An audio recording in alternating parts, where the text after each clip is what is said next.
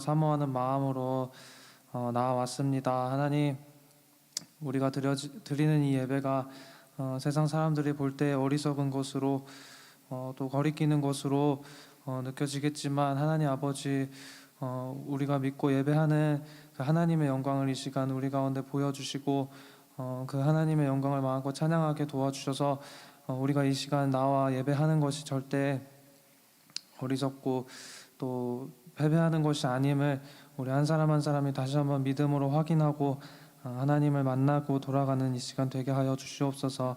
이 시간 온전히 하나님만을 바라보고 하나님만을 예배하는 시간 되기를 원합니다.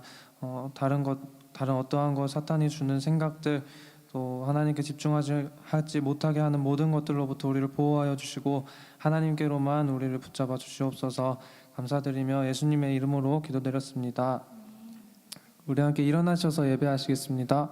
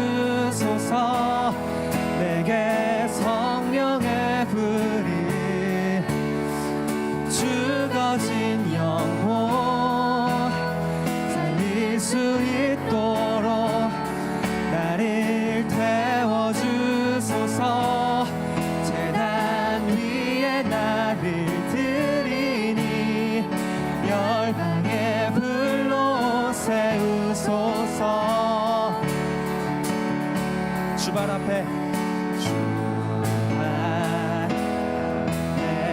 쉬는 것도 기도를 주소서.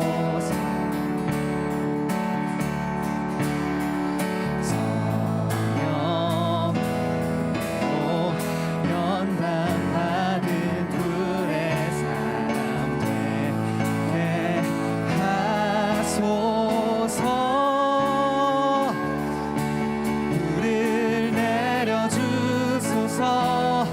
내게 성령의 불을 죽어진 영혼 살릴 수 있도록 나를 태워주소서. 제단 위에 나를 드리니 열방의 불로 세우소서. 불을 내려주소서. 내게 성령의 불을 죽어진 영혼 살릴 수 있도록 나를 태워주소서. 제단 위에 나를 드리니 열방의 불로 세우소서. 태우소서.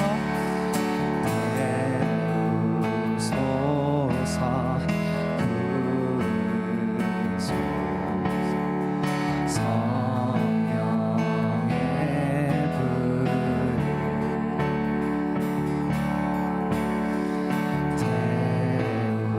태우소서. 성령의 불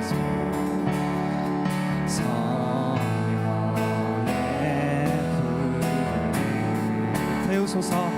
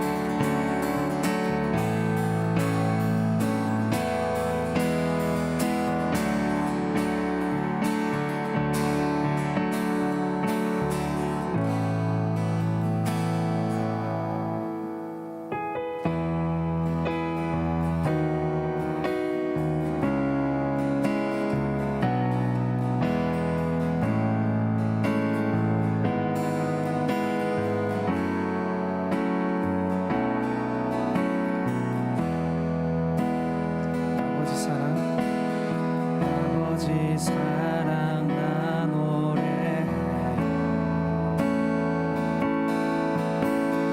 아버지 은혜 나 노래해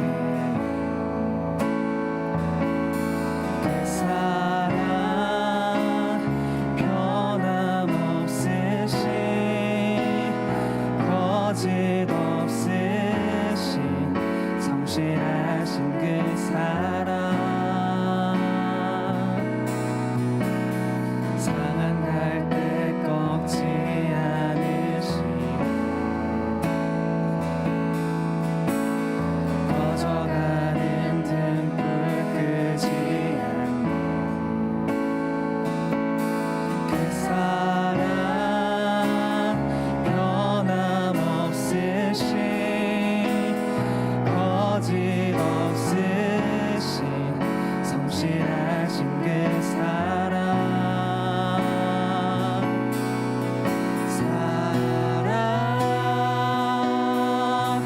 그 사랑 날 위해 죽으신 날 위해 다시 사신 예수 그리스도 다시 오실 그 사랑 죽음도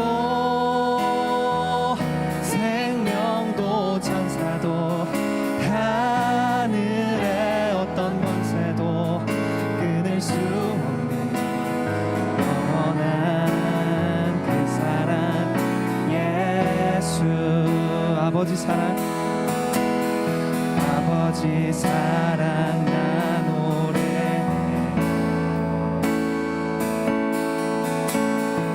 아버지 은혜 나 노래해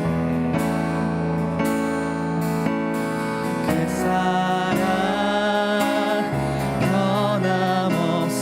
변함없으신 거짓 없으신 성실하신 그 사랑 상한 갈대 꺾지 않으신 꺼져가는 등불 끄지 않는 그 사랑 변함없으신 거짓 없으신 성실하신 그 사랑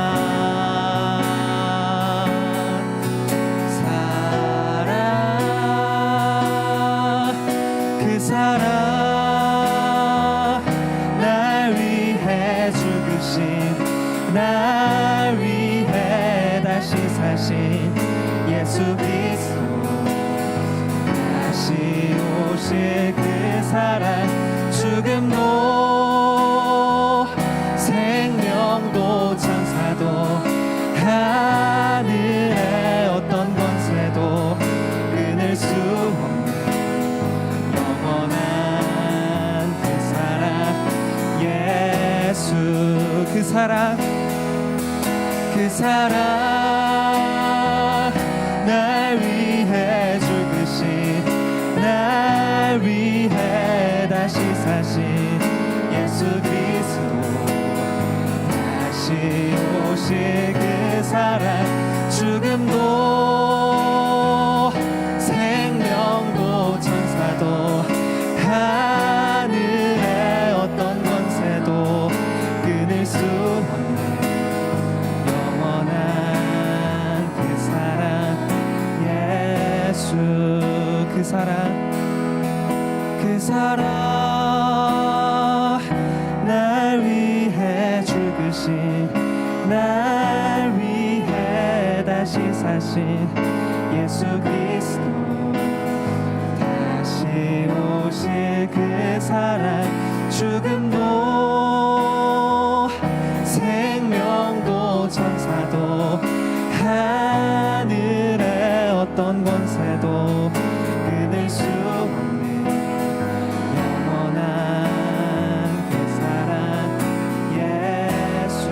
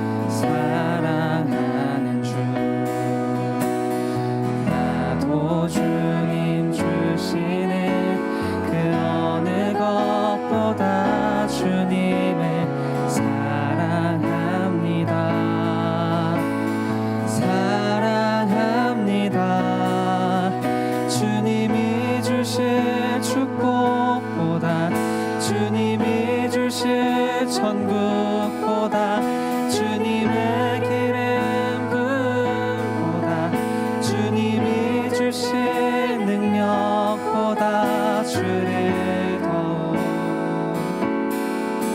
사랑해요. 주를 더욱 사랑해요.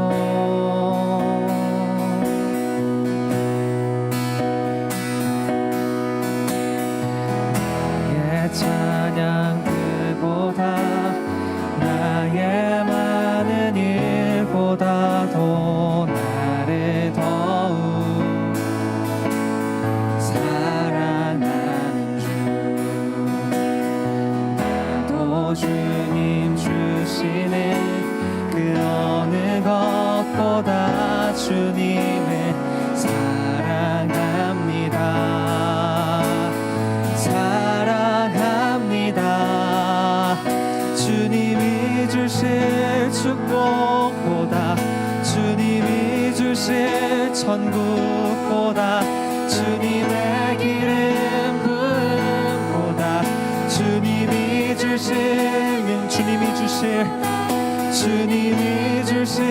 축복보다 주님이 주실 천국보다 주님의 기름 부음보다 주님이 주실 능력보다 주를 더욱 사랑해요. 주를 더욱 사랑해요. 천사들의 노래들보다 더욱 아름다운 노래로 나의 사랑하는 주님을 기쁘게 해드리기 원해. 할렐루야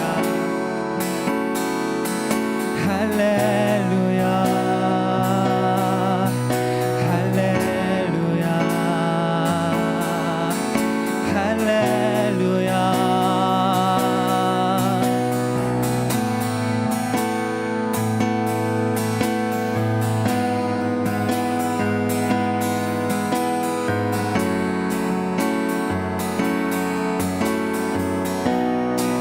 주님이 주실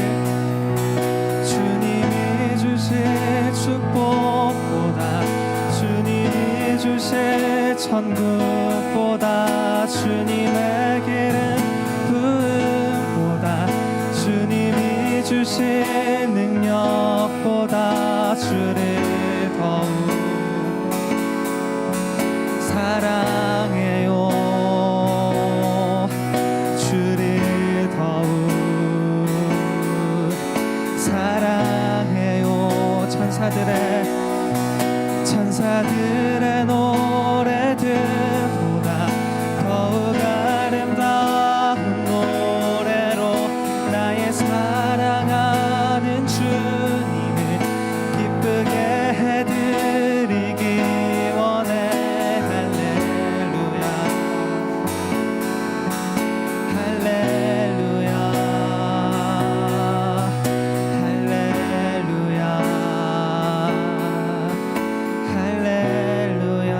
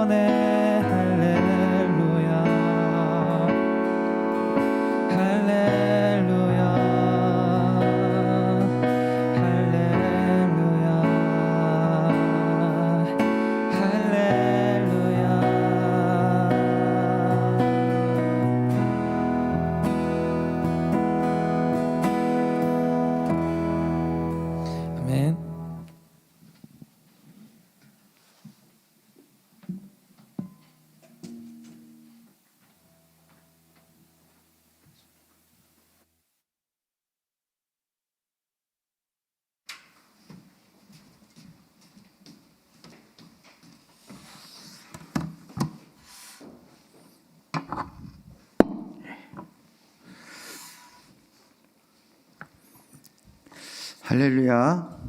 예, 주님의 이름으로 환영하고 축복합니다. 우리 주위 분들과 인사 좀 나눌까요? 우리 너무 멀어서 어떻게 보이시죠? 너무 멀어도 우리 사랑합니다, 축복합니다. 우리 인사 나누겠습니다.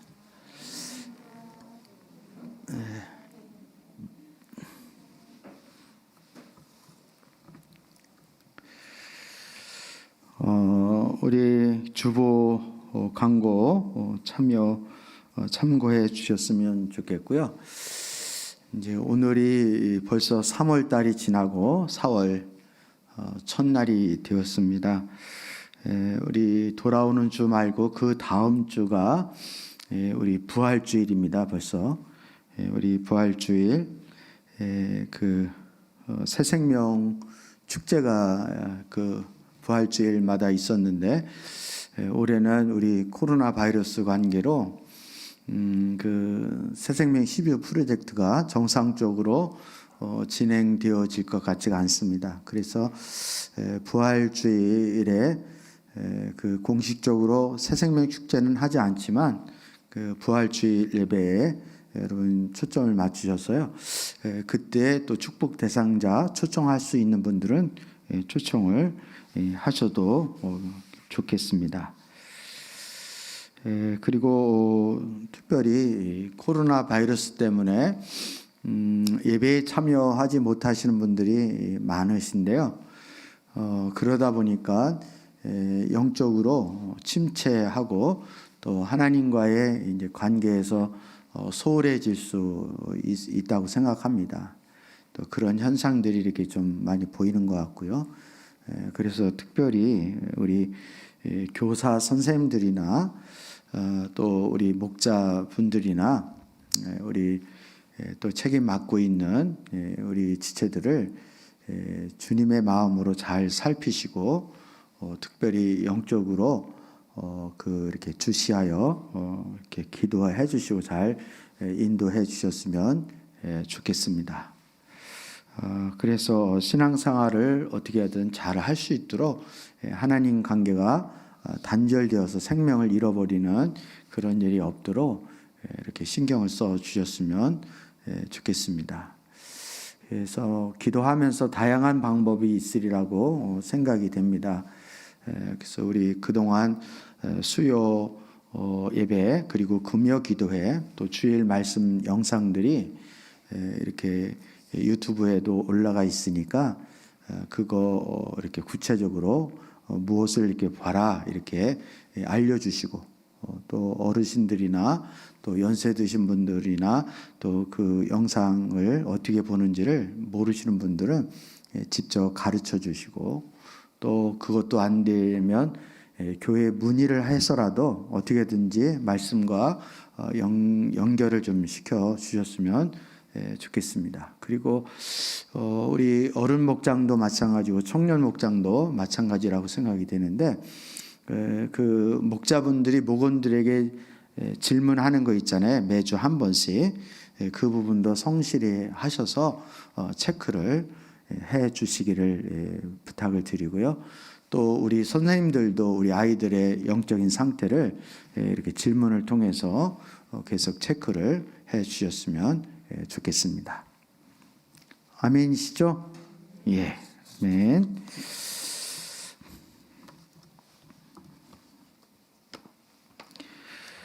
우리 수요 예배 때마다 그 새생명 12조 프로젝트에 관련된 말씀을 계속 나누고 있습니다. 지금은 우리 5단계로 사랑의 피로를 채우는 그래서 그리스도의 사랑으로 섬기는 그러한 단계이고 그런 주간입니다. 그래서 이번 주 말고 다음 주에는 여러분이 이제 초청을 하셔서 복음을 듣게 하는 그러한 이제 과정이 남아 있습니다.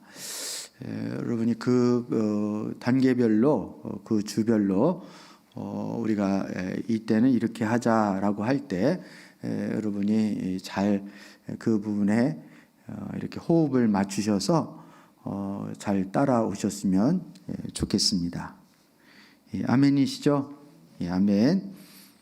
오늘 하루 종일 그 네이버 검색어에 1위가 되기도 하고 상위권에 있었던 주제 중에 하나가 설악산의 흔들바위가 추락을 했다는 거예요. 여러분 들으셨어요? 박명수 집사님 들으셨어요? 아니 어떻게 뉴스에 이렇게 어두우세요? 외국인 10명이 설악산 흔들바위를 떨어뜨렸다는 거예요. 가이드가 이 흔들바위는 흔들어질 뿐이지 이거 밀어도 떨어지지 않는다. 그랬더니 외국 사람들이 그게 실제 그러냐 진짜 그러냐 그래서 외국인 10명이 그 말이 사실인가 하여서 이제 흔들다가 그만 떨어졌다는 겁니다. 근데 저는 그게 처음에 진짜인 줄 알았어요. 그랬더니 만우절 날에는 항상 그 설악산의 흔들바위가 추락했다라는 그게 일이라는 거예요. 만우절 날에 그게 주 메뉴 중에 하나라고 그렇게 해서 저도 깜짝 놀랐는데 오늘은 만우절입니다. 근데 우리 참 우리 정치를 보더라도 그렇고 세상을 보더라도 그렇고 참 이렇게 진실되기가 쉽지는 않은 것 같습니다. 특히 우리 정치인들을 보면 특히 코로나 바이러스 같은 경우에도 이렇게 물론 우리 교회에서 확진자가 나오긴 했지만 의도적으로나 아니면 언론이나 정부에서 좀 더 지나칠 정도로 교회에 대해서 더 이렇게 뭐랄까요? 그 의도적으로 그렇게 공격을 하는 것처럼 그렇게 하는 경향이 있는 것 같습니다. 정치를 잘하는 사람은 큰 거짓말을 하는 사람이 큰 정치를 한다 이런 말이 있다 그래요. 그런데 우리 그리스도인들은 거짓말 없이 정직하게 세상과 맞설 수 있는, 세상을 거스릴 수 있는, 그리고 세상을 변화시킬 수 있는 그런 하나님의 자녀들이 되어져야 한다고 확신합니다. 여러분이 더욱더 신실된 믿음 생활을 할 수 있는 저와 여러분 되었으면 좋겠습니다. 오늘은 사랑의 섬김에 대해서 말씀을 이제 나누려고 했는데요. 이제 그 복음에 대한 특성에 대한 부분들을 좀 짚고 넘어가면 좋겠다 이런 생각이 들었습니다. 그래서 오늘 말씀의 제목은 복음은 관계를 타고 흐른다라는 제목을 가지고 우리 말씀을 이렇게 나누려고 합니다. 전도는 우리 특히 복음 전도는 우리가 어떤 시간을 내거나 아니면 우리가 어떤 1년에 한두 번씩 새생명 12주 프로젝트라는 어떤 운동을 해서 프로젝트로 어떤 기간만 하고 그것을 멈출 수 있는 그런 어떤 운동으로만 끝나는 것이 결코 아니라는 사실을 우리는 깨달았으면 좋겠습니다.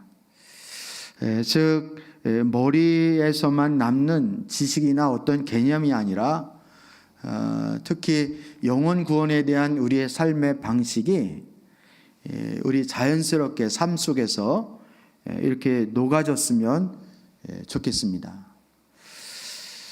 누군가를 우리가 주님께로 인도할 때 나 자신보다 주님께 더 가까이 이끌 수는 없다는 것이죠.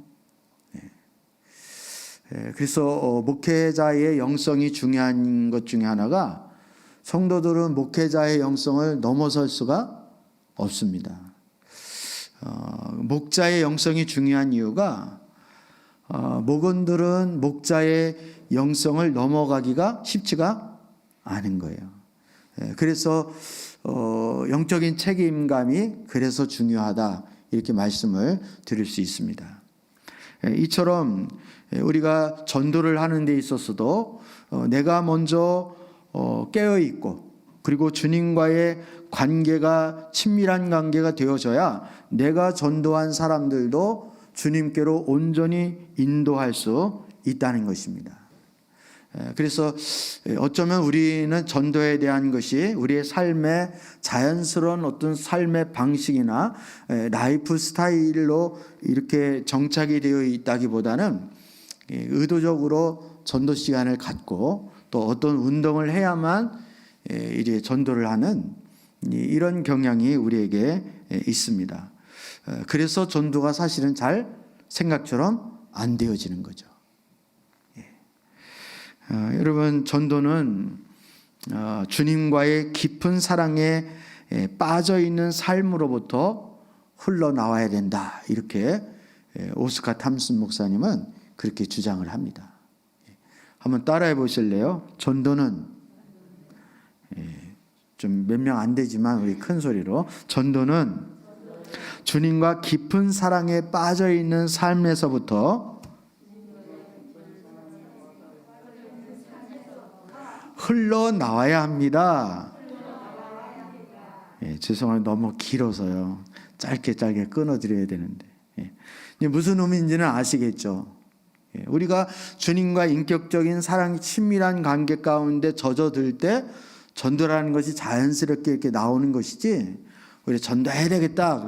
그래서 어떤 운동으로나 어떤 뭐 공부라든가 어떤 지식으로 되어지는 것이 아니라는 것입니다. 그래서 전도는 교과서를 통해서 배우고 뭐 시험을 치르고 A학점을 맞으면 전도가 성공적으로 이루어지는 것이 아니라는, 어떤 방법론에 있는 것이 아니라는 것입니다.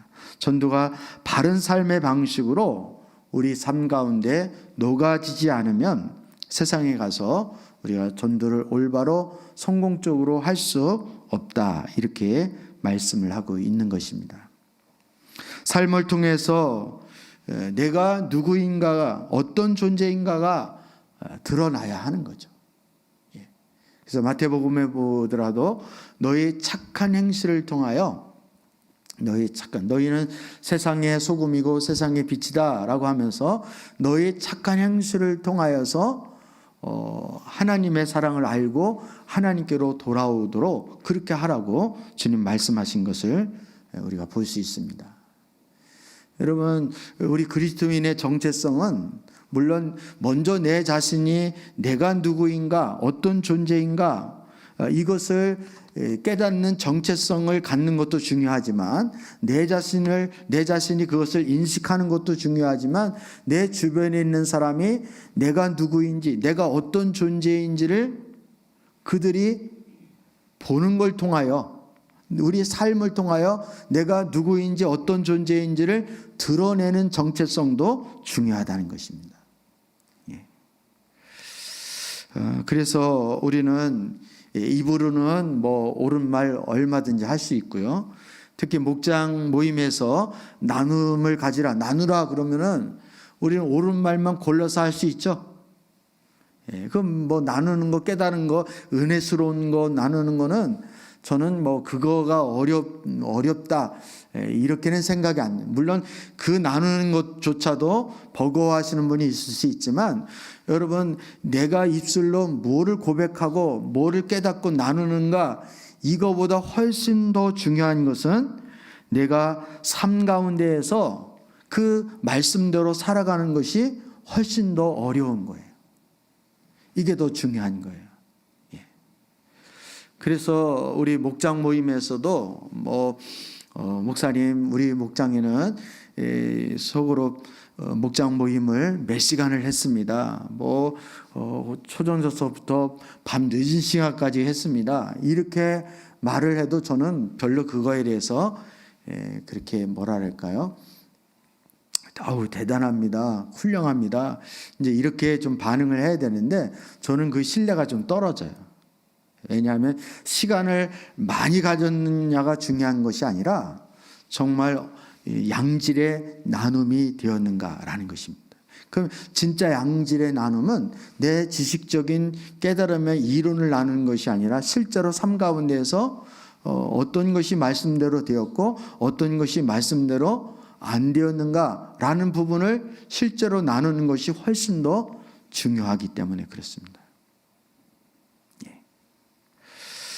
그래서 우리 예를 들면 우리가 우리끼리 모여서 예배를 드리거나 말씀을 나눌 때는 얼마든지 은혜스러운 얘기를 할 수는 있지만 실제 삶에 가서는 식당에 가서 사람들을 대할 때 또 종업원이나 아니면 직원들을 대할 때 막 인격적으로 안 대한다든가 아니면 물건을 살 때 이렇게 어떤 욕심이나 과도하게 이렇게 좀 뭐랄까요, 이렇게 그냥 우리 이렇게 물건을 사더라도 그냥 다른 거나 아까워하지 않으면서도 특히 어려운 사람들 물건 살 때 지나치게 막 깎으려고 한다든가.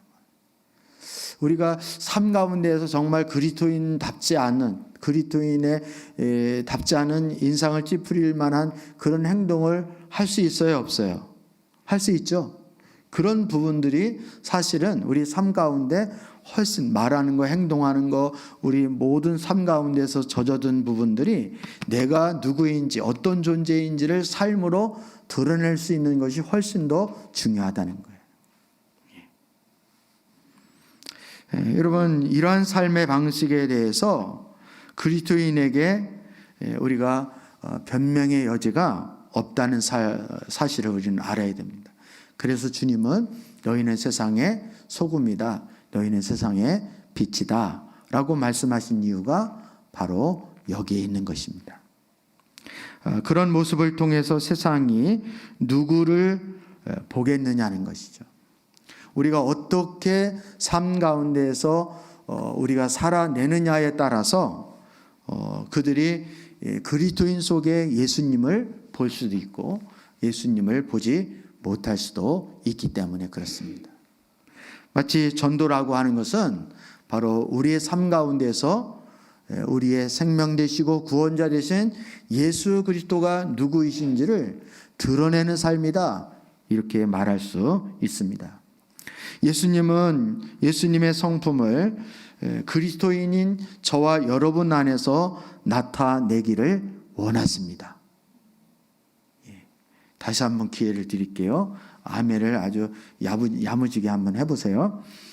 예수님은 그분의 속성과 성품을 바로 그리스도인인 저와 여러분 안에서 드러내기를 원하십니다.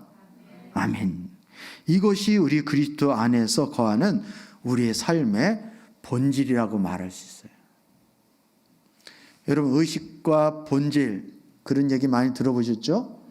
본질이라는 말은 중요하다는 얘기뿐만 아니라 그것이 핵심이라는 뜻이고 그것이 생명과도 같다라는 뜻입니다.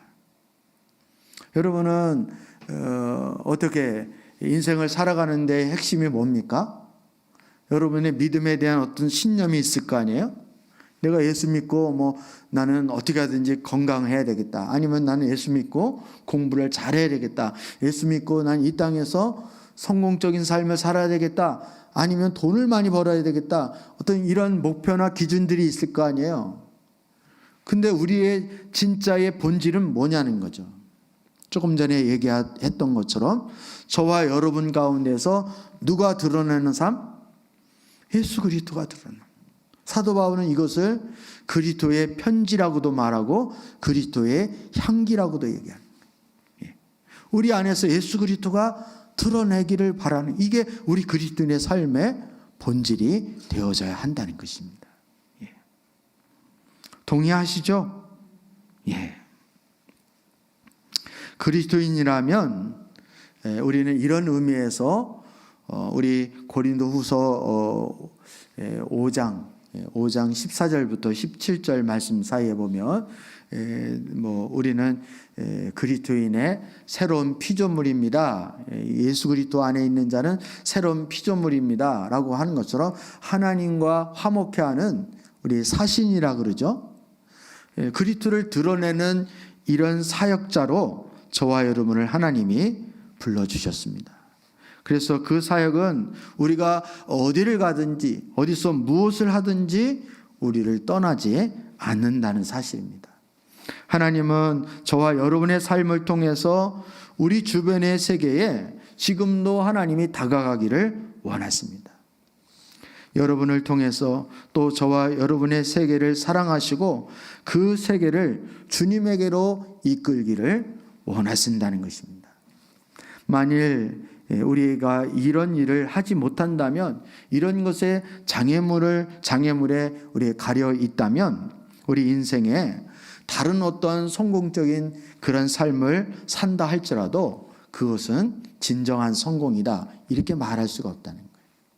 뿐만 아니라 우리의 삶에서 이런 삶을 살지 못할 때 내가 인생을 이렇게 지금까지 뭐 했나, 뭐 하고 살았나 이렇게 공허함을 느끼고 그리고 만족함을 느끼지 못하는 이유 중에 하나가 바로 하나님의 이러한 뜻대로 우리가 살지 못하면 그런 인생이 될 수밖에 없는 거예요. 그래서 성경이 말하는 우리의 열매는 오직 누구 안에서만 열매를 맺을 수 있어요? 예수님 안에서만. 포도나무 가지가 나무를 떠나서는 아무 열매를 맺을 수가 없는 거예요. 주님이 내 안에, 내가 주님 안에 거하게 되어질 때 너희는 열매를 맺을 수 있다 이렇게 말씀하시는 것처럼, 그 열매라고 하는 것은 바로 하나님 앞에 우리가 섰을 때에 주님 앞에 우리가 정말 내가 태어난 의도가, 내가 태어난 목적이 있구나, 내가 살아가는 이유가 있구나, 내 존재의 가치를 발견할 수 있는 자가 진정한 열매를 맺은 자인 줄 믿습니다. 그럼 어떤 자가 그렇게 할 수 있느냐는 거예요. 바로 하나님 우리를 창조하시고 이 땅에 보내주신 주님의 의도에 맞게, 우리 신앙의 본질에 맞게 신앙생활을 한 사람이라고 말할 수 있을 것입니다. 여러분, 우리가 전도했다 안 했다 뭐 이런 결과론적으로 우리가 따질 것이 아니라 정말 우리 삶 속에서 내가 내 삶 가운데서 예수 그리스도를 드러내는 삶을 내가 살았는가, 정말 하나님 앞에 영광 돌리는 그런 삶을 살았는가, 이게 중요한 거예요. 이런 인생이 되어진다면 우리는 비록 이 땅에서 돈을 많이 벌지 못한다 할지라도, 아니면 높은 지위를 가지고 있지 못한다 할지라도 우리는 주님 안에서 정체성을 찾을 것이며 그 안에서 만족할 것이고 그 안에서 행복을 누리는 삶을 사시리라고 저는 확신합니다. 그런 인생이 되었으면 좋겠어요. 그런 인생이 되었으면 좋겠어요. 저는 목회자가 된 부분에 대해서 하나님 앞에 감사해요. 인간적으로 볼 때는 아이 참 못해 먹겠네, 이런 것도 솔직히 없지 않아 있지만, 그래도 영혼 구원에 대한, 그리고 영혼을 섬기고 영혼을 세우는 일을 한다는 것에 대해서는 뭐 세상에 그 어떤 것보다도 저는 부러울 것이 하나도 없습니다. 뭐 요즘이 이제 국회의원 선거가 다가오니까 사람들이 국회의원 공천 받으려고 그러고 국회의원 한번 해먹으려고 그냥 모진 수모를 당하면서도 그거 하려고 그러는데 저는 그거 하나도 안 부러워요. 안 부러워요. 그거 뭐 국회의원 5년 하는 거 그것 때문에 그렇게 애를 쓰고 할 필요가 뭐가 있겠는가요? 여러분, 저와 여러분이 예수 그리스도를 드러내고 하나님께 영광을 돌리는 진짜 신앙의 본질 가운데 살아가는 그런 인생이 되어진다면 우리는 비록 국회의원이 안 된다 할지라도, 대통령이 안 된다 할지라도 우리는 남부럽지 않는 그런 삶을 얼마든지 살아낼 수 있는 줄 믿습니다. 그런 인생이 되었으면 좋겠어요.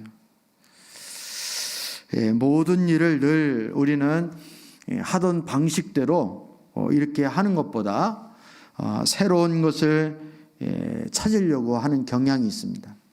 하지만 우리가 기억해야 할 것은 모든 일을 우리는 성경적인 방법으로 해야 한다는 것입니다. 여러분, 뭐 이렇게 요즘은 법도 시대에 따라서 법도 다시 헌법도 고치고 뭐 이렇게 법도 다시 고치고 시대에 맞게 이렇게 한다 그러죠. 그러니까 사람들은, 믿지 않는 세상 사람들은 성경도 시대에 맞게 고쳐야 된다 이렇게 생각을 하는 거예요. 여러분, 성경이 고칠 시대에 따라서 성경이 이리저리 고친다 그러면 그게 무슨 성경입니까? 성경은 진리의 말씀입니다. 아멘. 하나님의 진리의 말씀이에요. 왜 진리냐면 계속 성경 말씀 얘기해서 진린다고 해서 진리가 아니라 하나님의 말씀이 변함이 없는 거예요. 시대에 따라서 상황에 따라서 이리저리 고무줄처럼 늘어났다가 줄어들다가 뭐 내가 원하는 대로 나의 상황에 맞춰서 말씀이 왔다 갔다 하는 것이 아니기 때문에 진리의 말씀인 거예요. 특히 뭐 동성애 연애하는 사람들은 성경을 고치라고 한다며요. 고치라고요.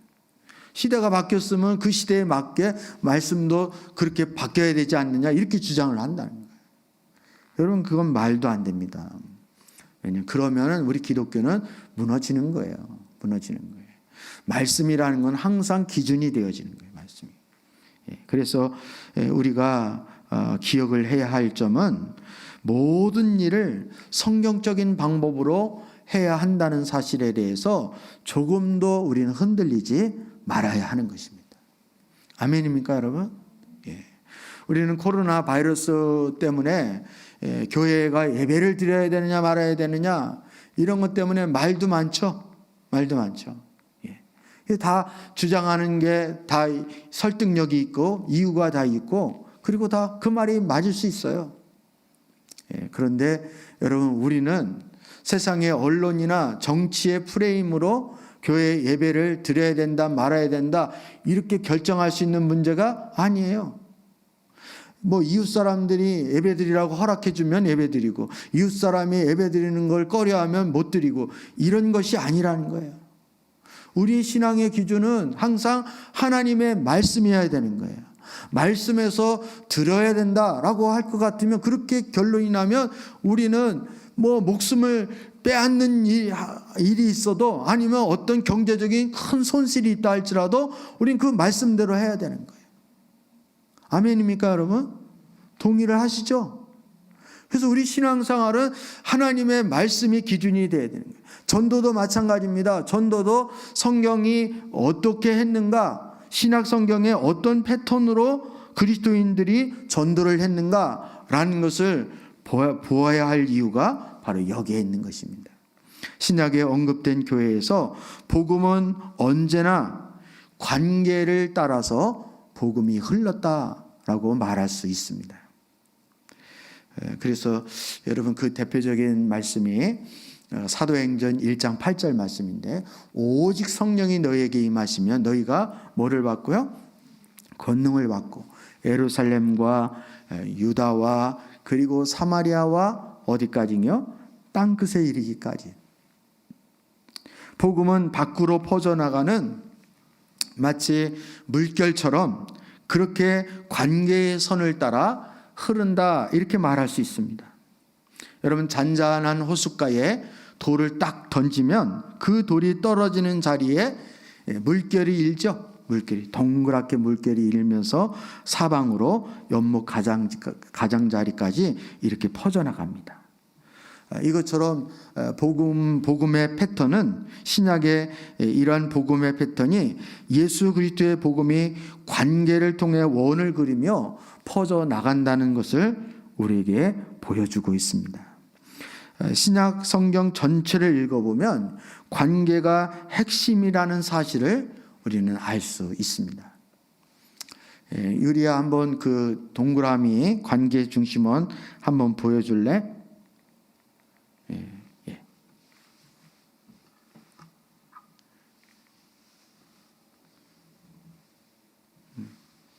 보여주다가 좀 오래 보여줘.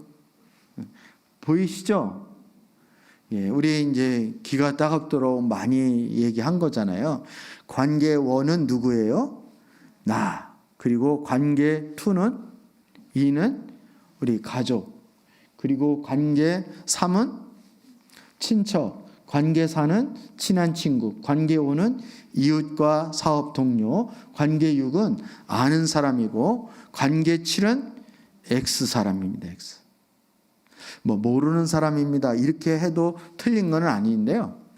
하나님이 붙여준 사람, 모르는 사람들 중에서도 하나님이 붙여준 사람이 관계칠이다. 이렇게 말씀을 드릴 수 있습니다. 누군가에게 무엇을 전하는 것은 우리가 자연스러운 일입니다. 지금은 이제 이렇게 마스크 살 때 이렇게 줄을 많이 쓰지 않아도 되더라고요, 요즘은. 다행히. 근데 처음 마스크 대란이 일어났을 때 어느 집사님이 농협에서 마스크 지금 번호표 나눠주고 있어요, 이렇게. 이게 교회 카톡에 딱 뜨니까 얼마나 고마운지 모르겠어요. 그래서 제가 막 달려갔더니 우리 백경주 집사님하고 또 우리 박한주 집사님도 막 오시더라고요. 그래서 그 번호표 받고 막 그렇게. 여러분, 이 코로나 바이러스 때 마스크가 요긴 하잖아요. 필요하잖아요. 그럼 여러분이 좋은 정보가 있으면 나만 마스크 쓰고 다른 사람은 코로나 걸리든 말든 난 상관없다 이렇게 생각하는 사람 없잖아요. 그렇죠? 우리가 사랑하는 사람이 있으면 좋은 정보가 있거나 좋은 것이 있으면 말하고 싶고 알려주고 싶고 이런 것이 자연스러운 거라는 거예요. 복음도 여러분 마찬가지라는 거예요. 복음도. 지금까지 우리는 이렇게 우리가 어딘가에 모르는 사람에게 전도하는 이것만 생각해요. 전도하면 그것만 생각하는 거예요. 하지만 우리가 모르는 사람보다는 기존에 아는 사람에게 관계를 가져서 그들을 섬김으로 우리가 자연스럽게 전도되어지는 것을 성경은 많이 그 예로 들고 있습니다. 신약에서 제시하는 삶의 방식의 전도는 모르는 사람에게 먼저 가라고 하지 않고 이미 관계가 형성이 되어 있는 사람들을 통해서 이루어지고 있다는 사실을 우리에게 가르쳐주고 있습니다. 그 예를 몇 가지 살펴보도록 그렇게 하겠습니다. 먼저 첫 번째 예는 안드레와 시몬 베드로의 예입니다. 공생애를 시작하면서 예수님은 함께할 제자들을 택하셨는데 그 첫 번째 제자가 누군지 아세요? 여러분, 예수님이 첫 번째로 제자를 삼은 사람이 누군지 아세요? 베드로라 그러지 마세요. 베드로가 아니라 베드로는 수제자이고 첫 번째 제자를 삼은 사람은 안드레입니다. 안드레. 예. 근데 예수님을 처음 만나고 예수님을 만나고 안드레가 어떤 반응을 보였는지를 우리 말씀을 통해서 한번 봤으면 좋겠는데, 요한복음 1장 35절에서 42절 말씀인데 준비가 됐나요? 그러면 한번 쭉 우리 한번 읽어보겠습니다. 그냥 편안하게 내용이 뭔가라는 것을 기억하면서 우리 35절에서 42절까지를 한번 읽어보겠습니다. 다음 날 요한이 다시 자기 제자 두 사람과 같이 서 있다가 예수께서 지나가시는 것을 보고서 보아라, 하나님의 어린 양이다 하고 말하였다. 그 두 제자는 요한이 하는 말을 듣고 예수를 따라갔다. 예수께서 돌아서서 그들이 따라오는 것을 보시고 물으셨다. 너희는 무엇을 찾고 있느냐? 그들은 랍비님 어디에 묵고 계십니까? 하고 말하였다. 랍비는 선생님이라는 말이다. 예수께서 그들에게 대답하셨다. 와서 보아라. 그들이 따라가서 예수께 묵고 계시는 것을 보고 그날을 그와 함께 지냈다. 때는 오후 4시쯤이었다. 요한의 말을 듣고 예수를 따라간 두 사람 가운데 한 사람은 시몬 베드로와 형제가 아닌 안드레였다. 이 사람은 먼저 자기 형 시몬을 만나서 말하였다. 우리가 메시아를 만났소. 메시아는 그리스도라는 말이다. 그런 다음에 시몬은 예수께로 와서 예수께서 그를 보시고 말씀하셨다. 너는 요한의 아들 시몬이구나. 앞으로는 너는 게바라고 부르겠다. 게바는 베드로 곧 바위라는 말이다. 예. 세상의 구주 메시아 예수님을 안드레가 만났어요. 근데 안드레는 그 만난 예수님을 자기만 알고 있는 것이 아니라 거의 본능적으로 자기의 형제인 시몬에게 소개를 했단 말이죠. 여러분, 그 시몬은 바로 누구예요? 예수님의 수제자인 베드로예요, 베드로. 그래서 예수님은 이 시몬을 보자마자 이제 너는 이름을 바꿔준 거예요. 너는 앞으로는 너는 게바라고 부르겠다. 이렇게 바꿔주면서 예수님이 베드로를 제자를 삼으신 것입니다. 네.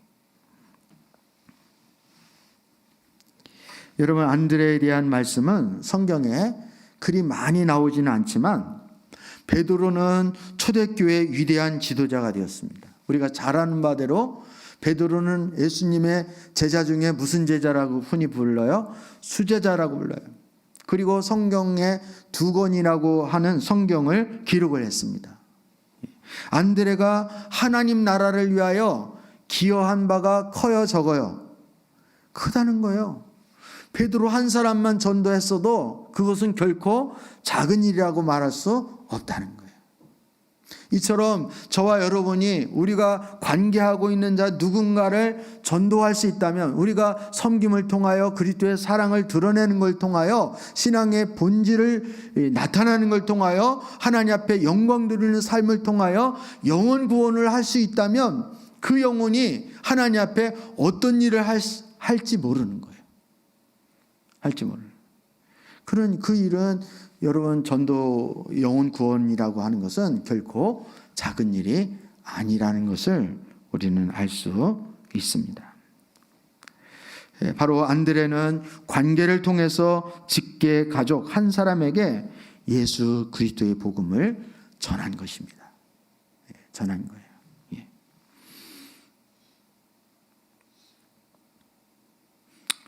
여러분, 우리는 이렇게 관계가 잘 안 되어 있으니까 직계 가족이나 친척이나 건너뛰고 아예 생판 모르는 사람 전도하러 가겠다고 발벗고 나서는 거죠.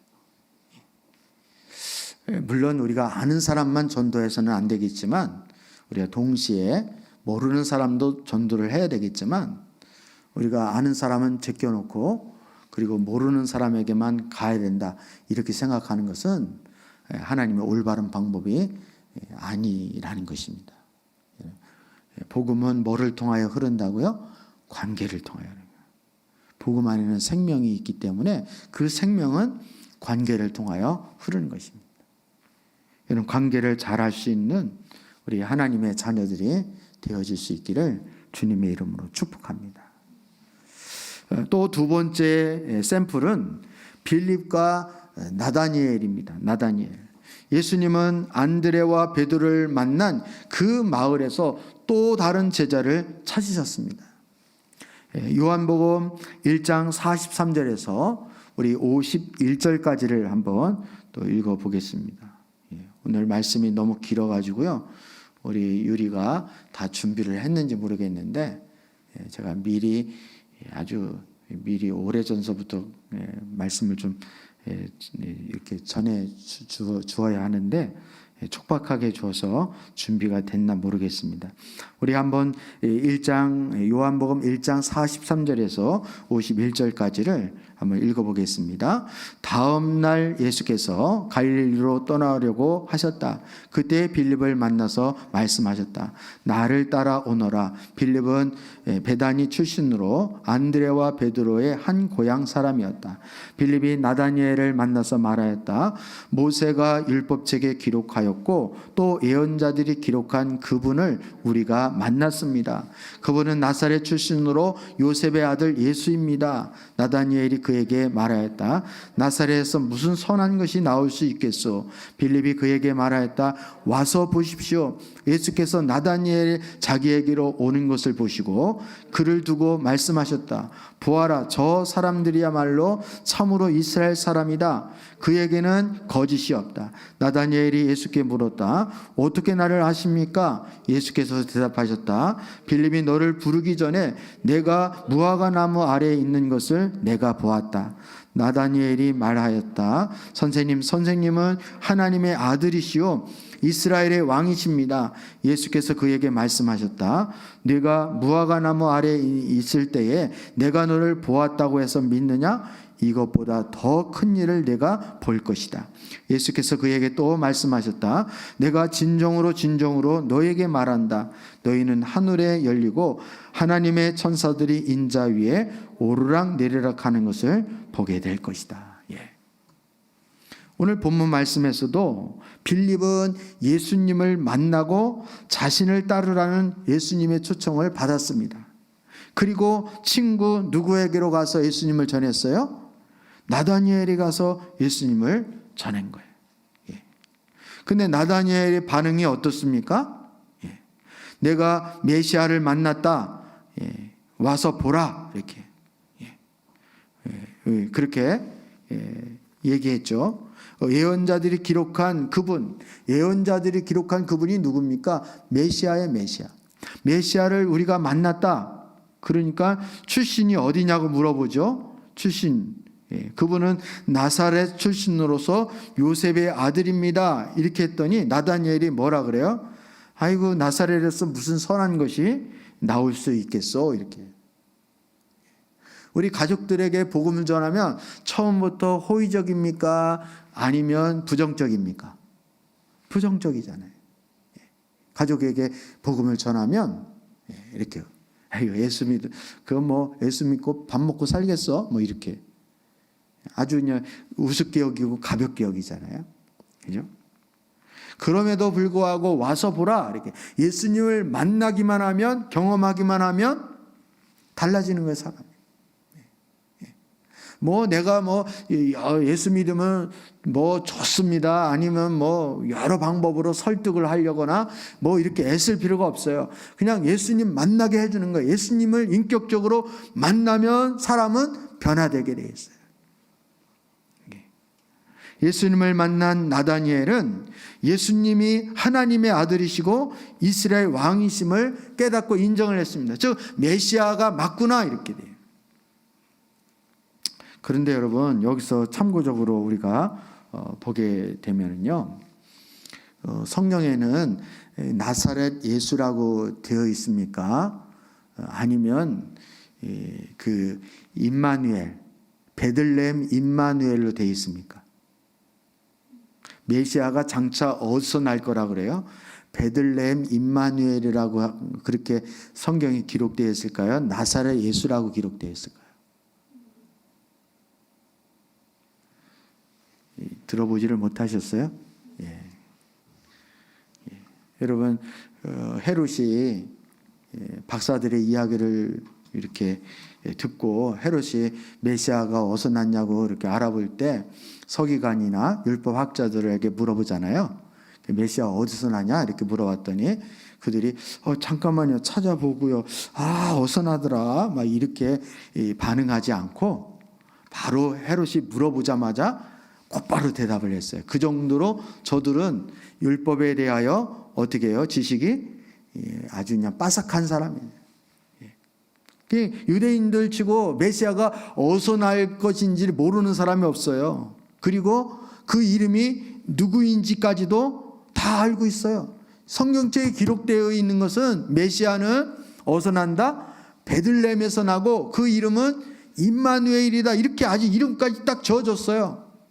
그런데 지금 빌립은 나다니엘에게 누구를 소개하고 있어요? 어디 출신? 베들레헴이라 그랬다면 나다니엘은 벌써 눈이 그냥 띵 이만큼 뜬 나와가지고 그냥 흥분을 했을 거예요. 근데 베들레헴이 아니라 어디라고 말하니까 나사렛이라고 말하니까 헤이 나사렛은 무슨 선한 것이 나사렛은 메시아 안 나와요.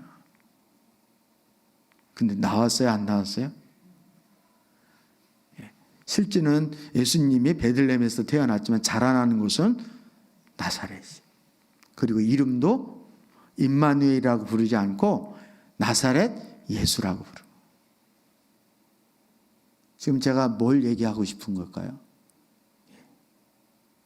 우리는 주님을 우리 지식이나 상식이나 내 어떤 고정관념 생각으로 주님 따라가려고 하면 여러분 주님 못 따라갑니다. 여러분이 똑똑해서 예수 믿은 게 아니라 전적으로 하나님의 은혜로 예수 믿었다는 사실을 기억할 수 있기를 축복합니다. 지금까지 여기 앉아 있는 것도 그렇고 우리가 지금 예배드리는 우리 모습조차도 나의 어떤 뛰어남이나 잘남 때문에 내가 그렇게 판단을 잘하고 내가 그렇게 결정을 잘해서 예수 믿었다고 생각하는 그 자체가 교만인 거예요. 우리는 주님의 은혜가 아니면 우리는 살아갈 수 없는 존재이고 지금까지 주님의 은혜로 여기까지 왔고 앞으로도 주님의 은혜로 우리는 구원의 영광에 이르게 되는 줄 믿습니다. 예. 그래서 여러분 머리로 다 자꾸 믿으려고 그러지 마세요. 머리를. 예. 자꾸만 말씀을 머리로 다 판단하려고 그러지 마세요. 그렇게 하다가는 진짜 큰 코 다치고 신앙생활 못해요. 힘들어서 주님 못 따라가요. 여러분 머리를 내려놓으시고 마음으로 받을 수 있기를 주의 이름으로 축복합니다. 이거는 머리로 이해되어지고 머리로 논리적으로 깨달아져서 신앙생활을 하는 게 아니에요. 신앙생활은 우리의 마음으로 믿음으로 심령으로 중심으로 하는 것인 줄 믿으시길 바랍니다. 예, 나다니엘이 그렇게 된 거예요.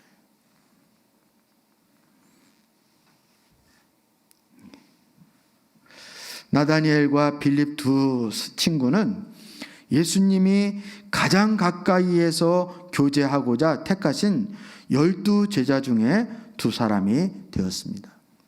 빌립은 예수님의 좋은 소식을 친구들에게 전했고 두 사람의 삶은 그렇게 완전히 바뀌게 되었다는 것입니다. 이렇게 전하는 것이 얼마나 중요합니까? 이거 다 뭐를 통해서 복음이 흐른다는 걸 가르쳐주고 있어요? 관계를 통하여 복음이 흘러간다, 생명이 흘러간다라는 것을 우리에게 계속 보여주고 있는 것입니다. 저는 우리 주변에 이렇게 우리 사랑하는 우리 지체들도 이렇게 주변에 있는 사람들을 뭐 속도가 이렇게 빠르지는 않지만 조금씩 이렇게 전도해서 주님께로 데려오는 걸 보면 저는 그 사람이 참 하나님 기뻐하는 자라고 생각하고 믿음이 좋은 자라고 생각하고 정말 하나님 나라의 훌륭한 자라고 생각합니다.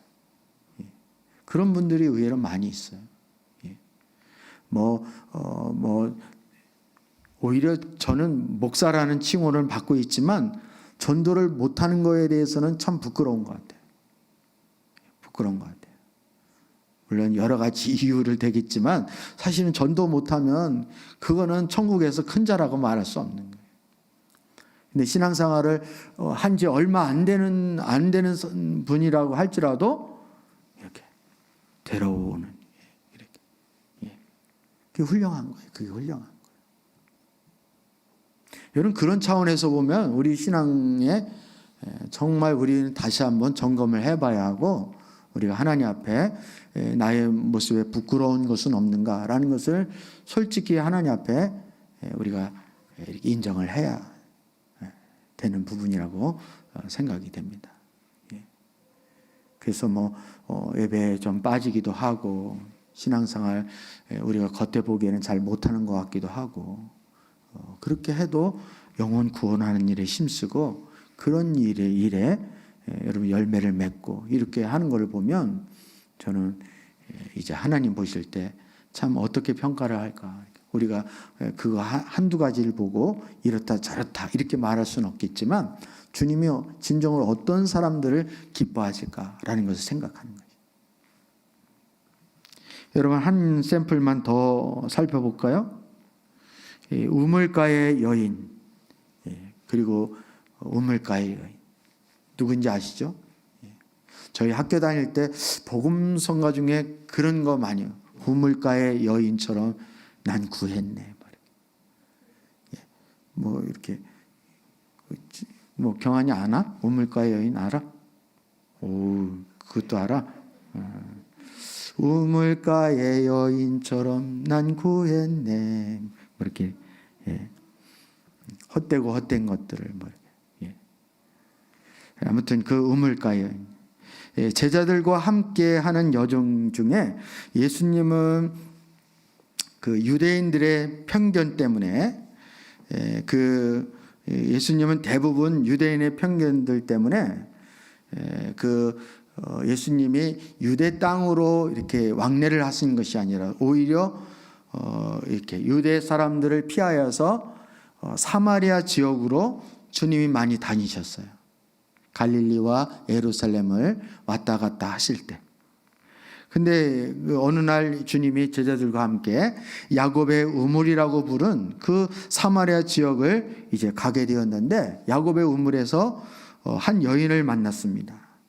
그리고 그 여인에게 자신이 그리스도 메시아 생수 되심을 알려주었어요.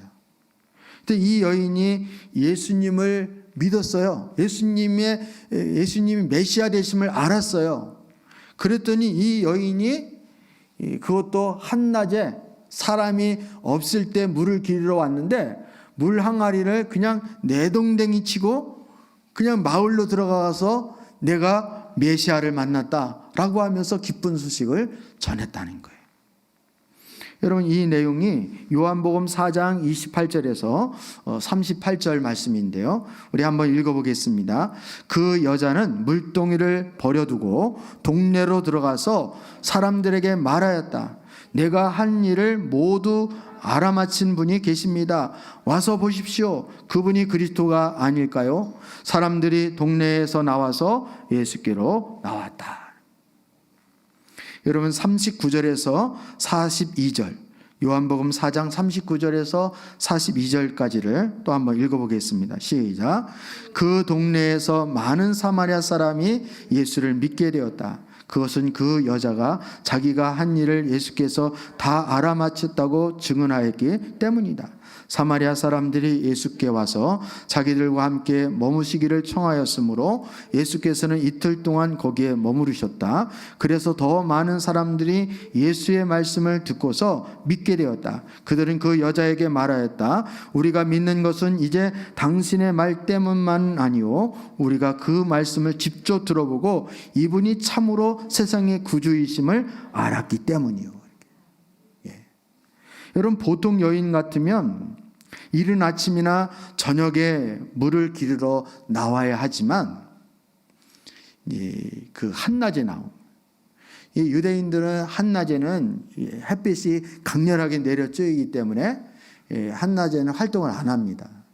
중동 지방에는 한낮에는 가게 문도 오히려 샷다 문을 닫아놓고 그리고 좀 낮잠을 자는 시간을 가지는 거예요. 하도 더우니까 활동을 제대로 할 수가 없기 때문에. 그래서 여러분, 혼인잔치를 해도 중동 지방에는 낮에 할까요? 밤에 할까요? 밤에 혼인잔치를 해요. 밤에.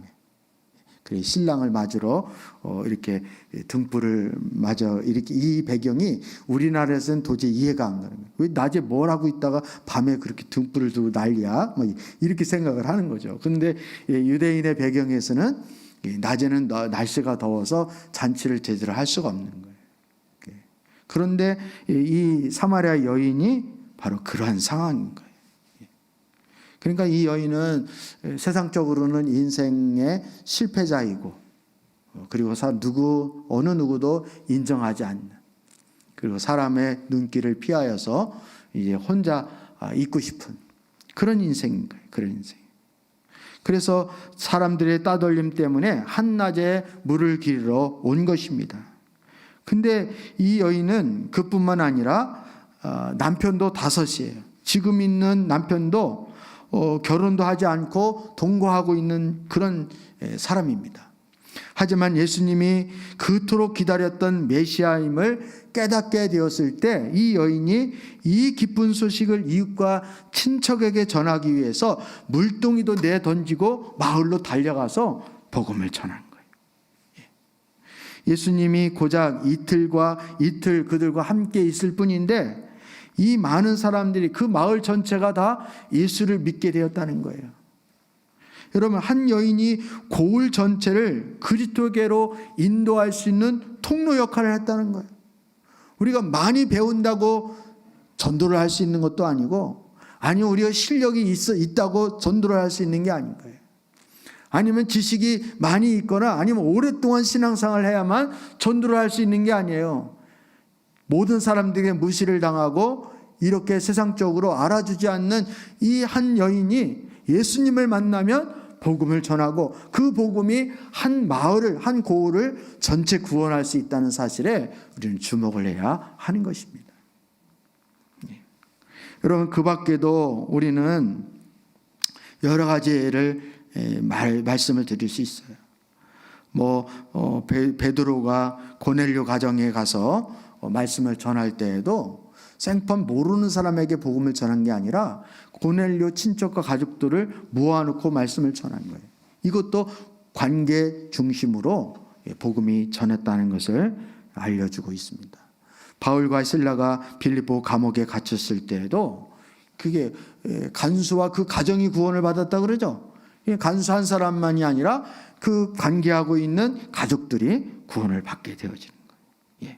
그리고 거라사인 귀신 들린 사람에게도 예수님이 가서 뭐라고 주님이 당부하십니까? 집으로 돌아가서 하나님이 내게 어떤 큰 일을 행하는지를 가족에게 또 그 주위의 사람들에게 알려주라는 거예요. 이게 복음 전하는 거예요. 패턴입니다.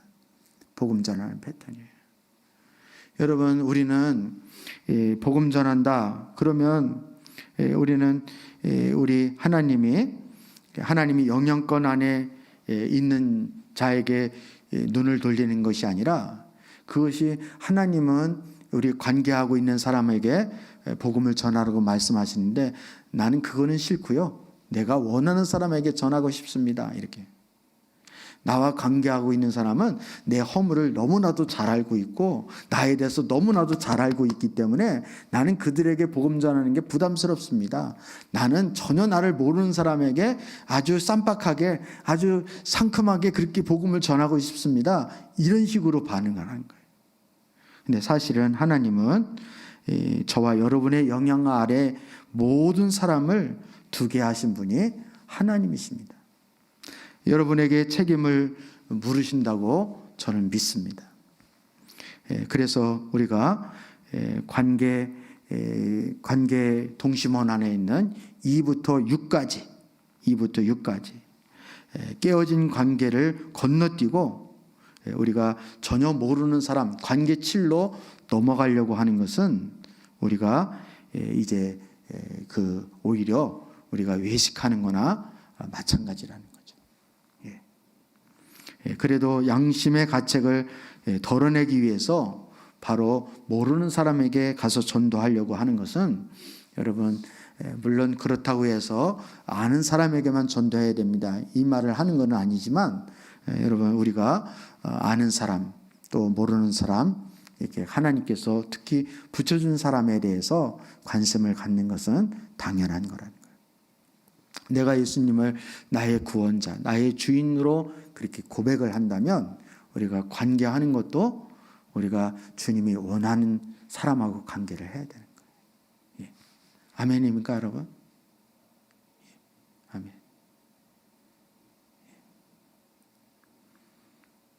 그래서 교회 안에서도 끼리끼리 내가 좋아하는 사람 만 이렇게 교제하려고 그러고 만나려고 그러고 이거는 아주 나쁜 생각이에요.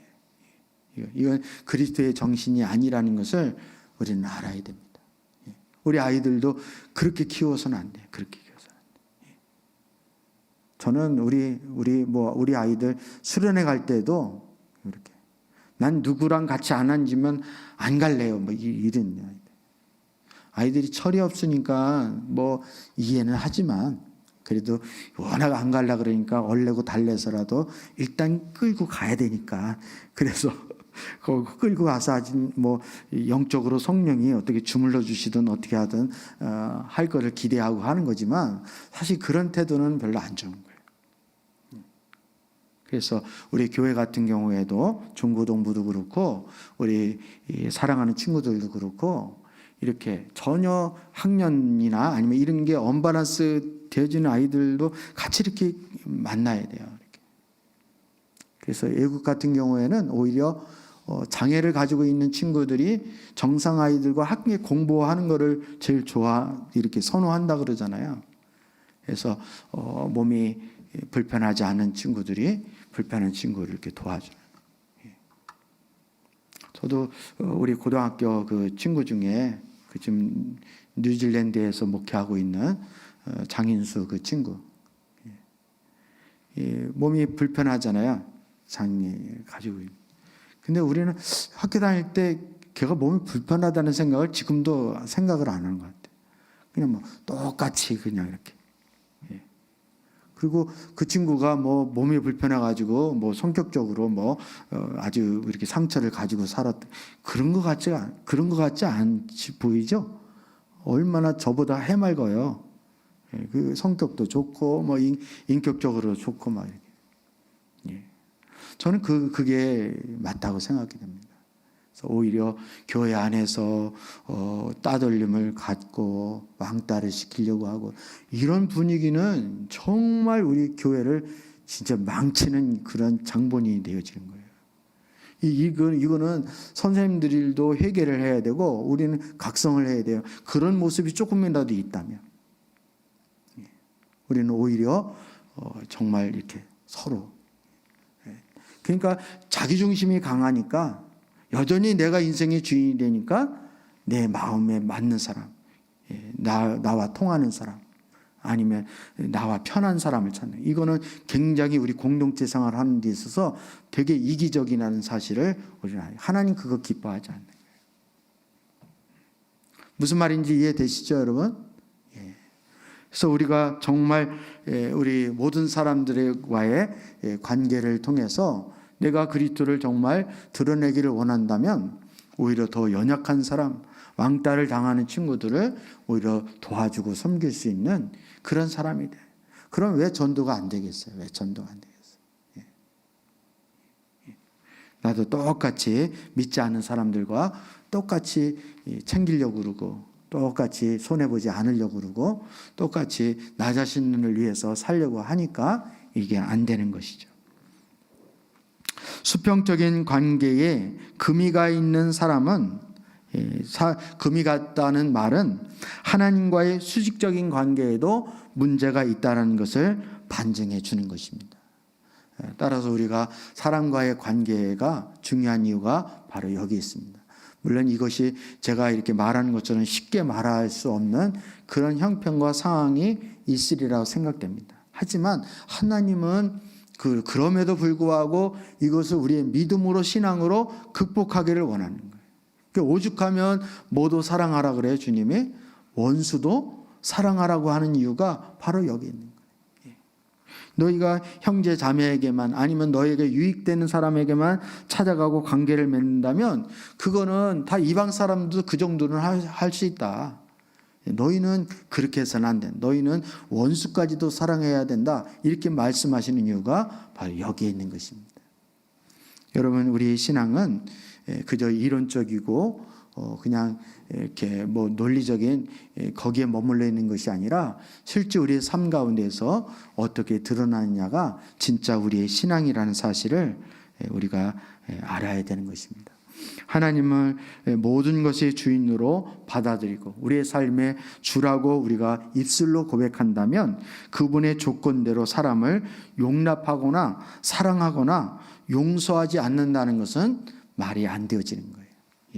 그래서 우리 관계 동심원 7 X라는 사람은 내 삶의 방식에 일관성이 좀 떨어져도 상관이 없다.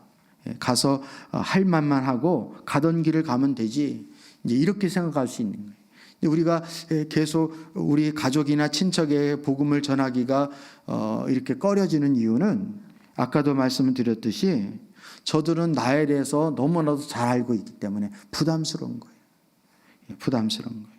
부담이 없는 사람에게는 그냥 말만 하고 가면 되는데 부담스러운 사람은 나를 보거든요. 다 알고 있거든요.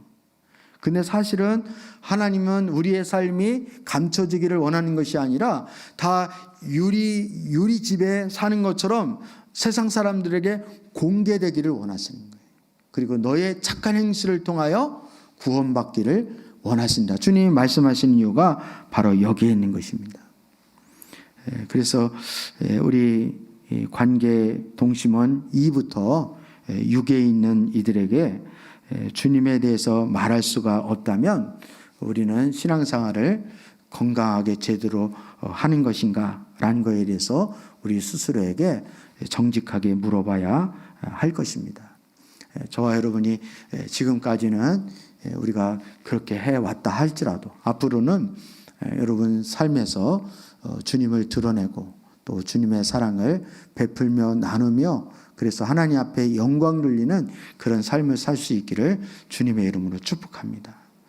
저희도 참 고민이 많아요. 우리 성도님들과 함께 기도하면서 하나님 지혜를 구하면서 우리가 좀 기도로 하면서 찾아야 될 부분이 우리 교회도 이 청학리에 어떤 유익을 주는 교회가 되어질까. 지금까지는 우리 자신만을 위해서 그렇게 신앙생활을 해왔다면 우리가 뭐 소그룹별로라도 아니면 교회 전체 차원에서라도 우리 청학리에 우리 교회가 존재하는 이유가 뭔가. 물론 궁극적으로는 영혼 구원을 위해서이지만 우리가 그거에 앞서서 정말 우리가 도움이 되는 축복된 우리 교회가 되어야 되겠다. 남에게 유익을 주고 복을 주는 그런 교회가 됐으면 좋겠다. 이런 생각이 들어요. 그래서 우리가 할 수 있는 것 작은 거 하나라도 이 청학리를 위해서 이 마을을 위해서 이 동네를 위해서 우리가 베풀고 나누고 섬길 수 있는 그런 부분들을 정말 실제적으로 더 찾고 또 그것을 주님의 마음으로 이렇게 보고 섬겨야 되겠다 이런 생각이 듭니다. 그런 일에 저와 여러분이 충성할 수 있는 우리 모두가 되었으면 좋겠습니다. 그래서 우리 복음은 뭐를 통해서 흐른다고요? 관계를 통해서 복음의 생명이 흐른다라는 부분을 오늘 살펴보았는데요. 우리가 관계도 다시 한번 회복을 위해서 기도하셨으면 좋겠고요. 특별히 나의 관계 동심원 2에서 6까지 이 관계를 여러분 다시 점검을 하시고 저들을 어떻게 섬길까라는 것을 주님의 마음과 관점에서 다시 한번 생각할 수 있는 우리 모두가 되었으면 좋겠습니다. 우리 찬양하고 기도로 하나님께 나가시겠습니다.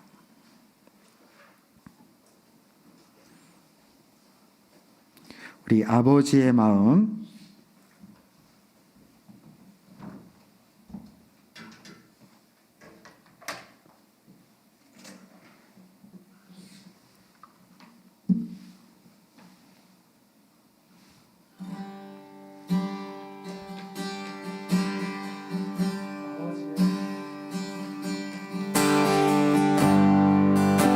아버지의 마음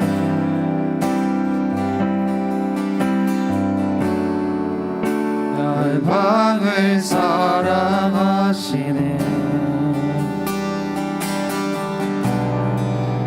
한 영혼은 천하보다 귀하게 여기는 마음 아버지의 마음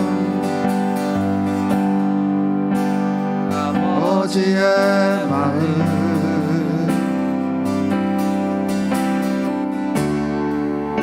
가난한 자 억울한 자 빛이 없는 자들에게 구원의 의를 알리는 마음 가서 전하세 아버지 사랑 잃어버린 영혼 돌아오도록 가서 나누세 아버지 사랑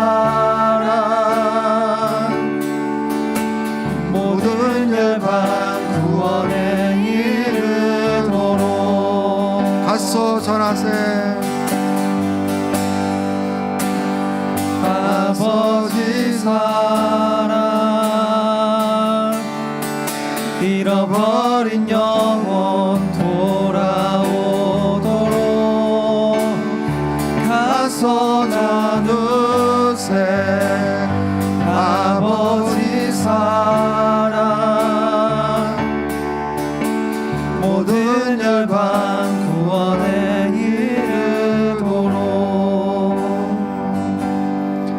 시간 기도로 하나님께 나가시겠습니다. 하나님 아버지, 우리가 전도를 그저 의무감이나 하나의 운동 정도로 생각하고 우리가 우리의 삶은 또 따로 떨어져 있는 것처럼 그렇게 여겼던 우리의 어리석음을 불쌍히 여겨 주십시오. 하나님 아버지, 우리의 삶 가운데서 그리스도가 드러나고 주님의 사랑을 우리가 흘려보내고 주의 생명이 우리 가운데 흐르게 하는 것이 우리 신앙의 본질임에도 불구하고 그런 삶을 살지 못했던 저희들을 불쌍히 여겨 주시옵기를 원합니다. 그저 주일날 교회 가고 그리고 의식적인 행동 몇 가지를 하면 그것이 우리 신앙의 전부라고 생각했던 우리의 안일함을 불쌍히 여겨 주시옵기를 원합니다. 우리는 세상의 소금입니다. 우리는 세상의 빛입니다. 하나님 아버지, 우리의 삶의 모든 것들을 알고 있고 우리와 실제 부딪히고 우리의 말하는 것, 행동하는 것을 일거수일투족을 다 보고 있는 우리 가족과 친척이 바로 하나님 아버지 그들에게 그리스도를 드러내는 것이 우리의 사명인 것을 오늘 말씀을 통해서 깨달았습니다. 하나님 아버지, 성경에 존재하고 있는 수많은 전도한 사람들이 자신의 관계하고 있는 가족과 친척들에게 자연스럽게 복음이 증거되어서 복음이 전파되어진 것처럼 아버지, 저희들도 그러한 삶이 되어줄 수 있기를 간절히 소원합니다. 이기적인 마음 내려놓게 하여 주시고 자기중심적인 것 내려놓게 하여 주시고 자신의 유익만을 위해서 관계하려고 했던 우리의 교만한 마음과 잘못된 마음들을 이 시간 회개하기를 원합니다.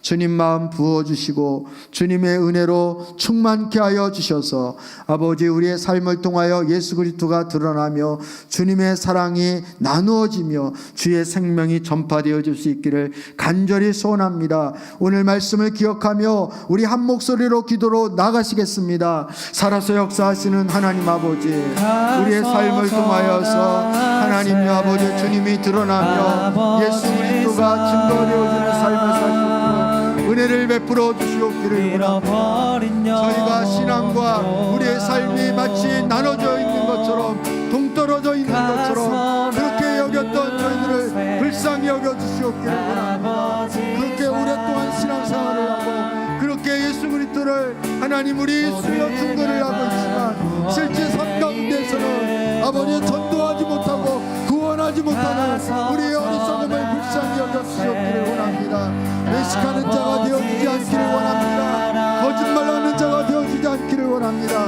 우리가 더 진실하게 하여 주시고 더 진실한 마음으로 하나님께 나아갈 수 있도록 은혜를 베풀어 주시옵소서. 아버지, 우리 사랑하는 주님의 자녀들이 하나님의 말씀 안에서 온전히 거하고 주님과의 사랑의 친밀한 가운데서 자연스럽게 우리 삶에서 주님을 드러낼 수 있는, 주님을 나타낼 수 있는 아버지의 전도가 되어주시는 그러한 저희들의 삶으로 하나님 아버지와 축복해 주시옵소서.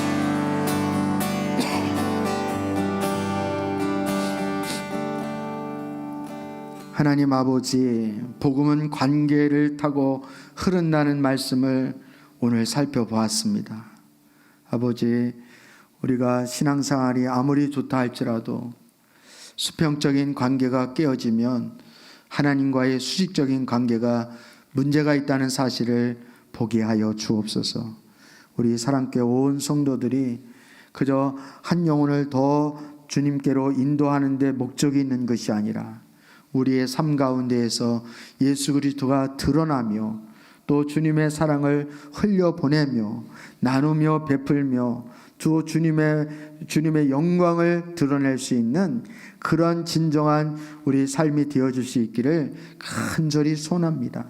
아버지, 교회가 세상의 비난거리가 되어지고 또 욕을 먹는 이유가 우리가 삶에서 주님을 드러내지 않기 때문이고 우리가 여전히 세상 사람들처럼 이기적인 마음으로 신앙생활을 하기 때문인 것을 깨달아 알 수 있기를 간절히 소원합니다. 아버지, 그리스도인의 구원을 위한 그리스도인의 삶의 방식이 영혼 구원에 초점이 있다는 사실을 깨닫게 해 주시옵시고 우리 사랑하는 관계 동심원 2에서부터 6까지의 하나님께서 붙여준 소중한 분들을 섬길 수 있는 그런 자원과 마음을 저희 가운데 충만히 부어 주시옵소서. 그래서 하나님, 우리가 손해를 보고 예수님처럼 우리 자신이 희생을 하고 하나의 미랄이 되어서 열매를 얻는 그런 영광과 축복을 우리 사랑하는 온 성도들이 경험할 수 있도록 역사하여 주시옵소서. 아버지, 비록 코로나 바이러스 때문에 우리가 관계 중심의 전도가 제대로 되어지지 않는다 할지라도 하나님, 이 정신만큼은 잃어버리지 않게 하여 주시고 방법과 하나님 아버지, 우리가 여러 가지 수단을 하나님의 지혜를 구하여 하나님 앞에 구하여 나아갈 수 있도록 은혜 베풀어 주시옵기를 원합니다. 그래서 우리 인생이 값진 인생, 보람이 있는 인생, 가치 있는 인생, 우리가 누구인지를 하나님 삶을 통하여 우리의 정체성을 드러낼 수 있는 복된 인생으로 축복하여 주시옵소서. 예수님의 이름으로 기도드립니다. 아멘. 하늘에 계신 우리 아버지여, 이름이 거룩히 여김을 받으시오며 나라의 임하옵시며 뜻이 하늘에서 이룬 것 같이 땅에서도 이루어지이다. 오늘날 우리에게 용할 양식을 주옵시고 우리가 우리에게 죄 지은 자를 사하여 준 것 같이 우리의 죄를 사하여 주옵시고 우리를 시험에 들게 하지 마옵시고 다만 악에서 구하옵소서. 대개 나라와 권세와 영광이 아버지께 영원히 있사옵나이다. 아멘.